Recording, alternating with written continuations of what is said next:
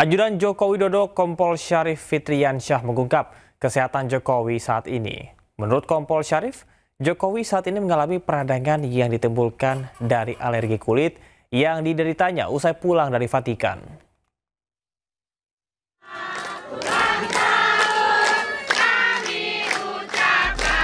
Ajudan Presiden ke-7 RI Joko Widodo Kompol Syarif Fitriansyah mengungkap kondisi kesehatan Presiden ke-7 RI Joko Widodo saat ini. Kompol Syarif mengatakan alergi kulit yang dialami Jokowi menimbulkan peradangan. Namun demikian, meski ada perubahan di fisik, Syarif menyebut Jokowi dalam keadaan sehat. Bapak membaik, sedang proses pemulihan, dan kalau memang secara visual kita bisa lihat ya, kulit Bapak memang agak berubah. Tapi secara fisik memang secara fisik oke, beliau nggak ada masalah. Beliau sangat-sangat sehat walafiat. Dan tidak ada penyakit lain selain alergi loh. Gimana? Tidak ada penyakit selain alergi loh. Nggak ada.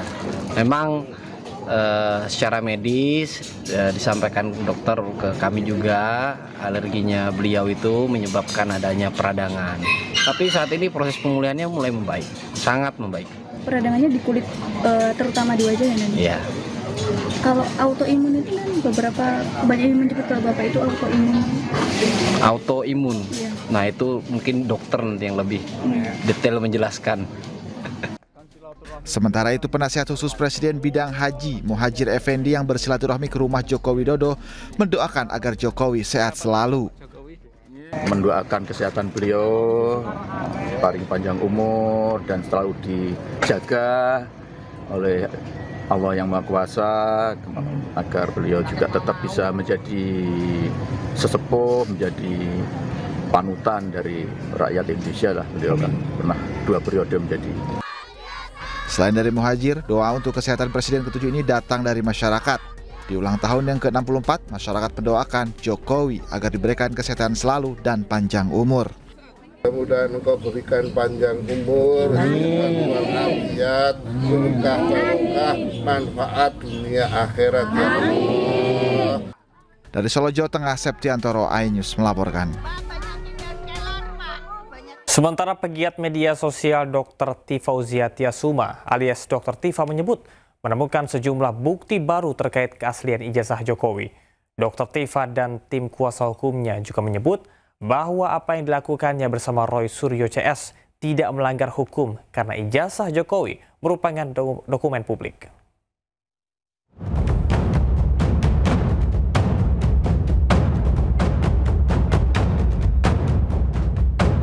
Polemik keaslian ijazah Joko Widodo masih terus bergulir. Dr. Tifauziah Tiasuma alias Dr. Tifa bersama tim kuasa hukumnya menyebut menemukan sejumlah bukti-bukti baru terkait ijazah Jokowi. Salah satunya adalah dokumen dalam bentuk harian Kedaulatan Rakyat tanggal 18 Juli 1980. Di situ dinyatakan ada nama calon mahasiswa yang diterima, tapi ternyata ketika Pak Dr. Ismon melakukan investigasi bersama Sentana TV ke Perpustakaan Daerah Jogja, ternyata harian Kedaulatan Rakyat yang analog atau versi kertas itu sudah tidak ada lagi dan dinyatakan oleh petugas di situ diamankan oleh Bareskrim.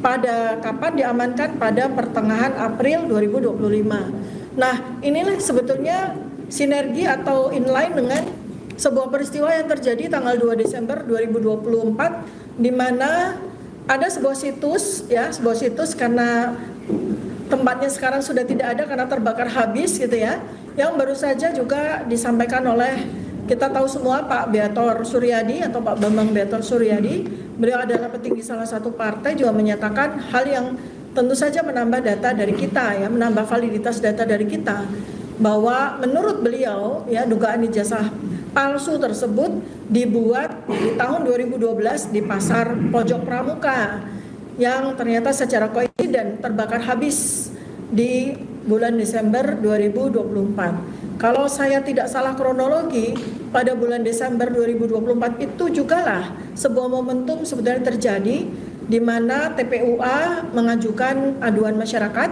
ya, melaporkan kepada pihak Bareskrim. Sementara kuasa hukum Dr. Tifa menyebut bahwa apa yang dilakukan Dr. Tifa CS bukanlah pelanggaran hukum karena ijazah Jokowi merupakan dokumen publik. Perlu diketahui bahwa jika dokumen seseorang, dokumen pribadi itu telah digunakan untuk mendaftarkan sebagai pejabat publik, dalam hal ini presiden, itu sudah bukan menjadi dokumen pribadi lagi, tapi menjadi dokumen publik. Yang mana publik berhak tahu jika ditanya oleh publik, merupakan dokumen terbuka ya. Jadi harus transparan, tidak boleh disembunyikan. Jadi sebenarnya tidak ada pelanggaran hukum yang dilakukan oleh kawan-kawan ini, karena kawan-kawan ini memperlakukan, ingin mengkonfirmasikan bahwa pejabat publik yang dalam hal ini presiden yang menggunakan ijazahnya waktu itu untuk mendaftarkan, yaitu sebagai presiden ke KPU, maka sudah bukan dikatakan dokumen pribadi.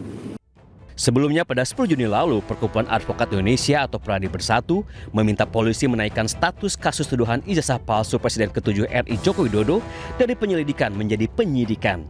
Sekjen Pradi Bersatu Ade Hermawan pun mendesak Polda Metro Jaya segera menetapkan tersangka dugaan pencemaran nama baik Jokowi. Kita tidak boleh berspekulasi di sini.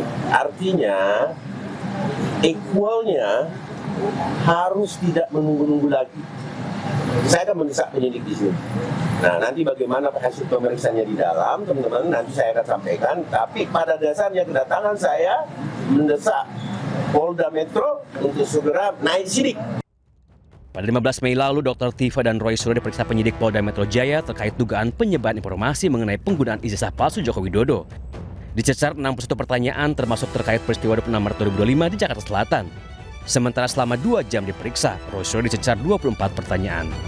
Roy Suryo dan Dr. Tifa dikenal sebagai dua sosok yang secara terbuka menyuarakan keraguan atas ijazah milik Jokowi.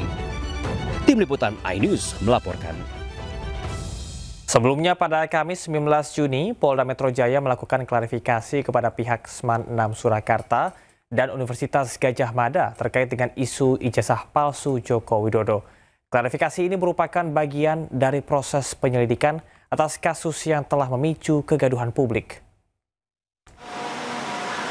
Kabid Humas Polda Metro Jaya, Kombes Pol Ade Ari Syam, mengatakan selain melakukan klarifikasi kepada SMA 6 Surakarta dan UGM, pihaknya juga telah menggabungkan 6 laporan polisi yang berkaitan dengan dugaan pemalsuan ijazah Jokowi tersebut. 2 laporan masuk di Polda Metro Jaya, sementara 4 lainnya berasal dari Polres Metro Jakarta Selatan, Jakarta Pusat, Bekasi Kota, dan Kota Depok.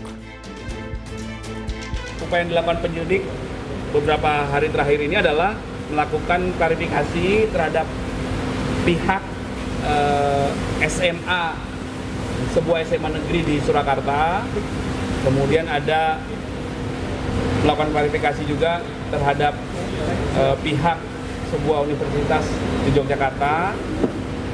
Ya, ini merupakan bagian dari proses pengumpulan fakta-fakta dalam tahap pendalaman, yaitu proses penyelidikan. Jadi proses ini masih berlangsung.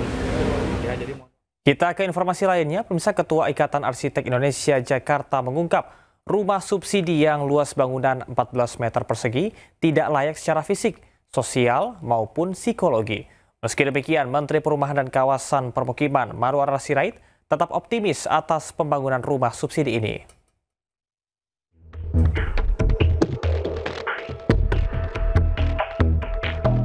Pemerintah berencana meluncurkan rumah subsidi dengan luas bangunan 14 meter persegi dan luas tanah 25 meter persegi. Rencana ini tertuak dalam Peraturan Menteri Perumahan dan Kawasan Permukiman. Ketua Ikatan Arsitek Indonesia Jakarta Teguh Arianto menilai rumah dengan ukuran tersebut tidak memenuhi syarat kelayakan secara fisik, sosial, maupun psikologi. Yang pasti pertama dari segi ukuran, yang memang kita sudah memiliki standar ukuran minimal itu 7,2 sampai dengan 9 meter persegi per orang. Itu satu ya, itu adalah semua itu sebenarnya sudah pasti sudah berdasarkan analisa-analisa dari psikologi, sosial, maupun kesehatan masyarakat dan beberapa hal lain. Nah, kedua, selain dari ukuran sudah pasti adalah masalah kesehatan, itu sebagai akibat dari sirkulasi udara yang harus baik, kemudian keamanan, artinya struktur bangunan, kemudian juga yang pasti kenyamanan. Nah, itu hal-hal pokok yang harus diperhatikan ketika pemerintah mau menyiapkan subsidi perumahan untuk masyarakat.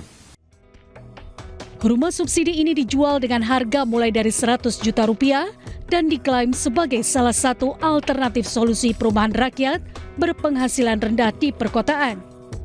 Namun sejumlah warga mengkritik keterbatasan ruang dan tata letak rumah. Pendapat saya mungkin ini lebih untuk ke orang-orang introvert ya. Karena nggak bisa terima tetangga nih. Karena iya benar nggak bisa terima tamu. Karena ini untuk dari segi kebutuhan sih mungkin pasutri baru itu bisa untuk menempati di rumah subsidi yang baru ini ya. Meski mendapat kritik, Menteri Perumahan dan Kawasan Permukiman Marwarar Sirait tetap optimis atas pembangunan rumah subsidi ini. Ara menekankan desain rumah masih bisa berubah. Fokus rumah subsidi yaitu layak huni dan dekat dengan transportasi umum. Rencananya rumah ini akan dihadirkan di provinsi penyangga kota Jakarta seperti Banten dan Jawa Barat. Rumah ini sulit didirikan di Jakarta karena masalah harga tanah yang terlalu mahal. Tim Liputan iNews melaporkan.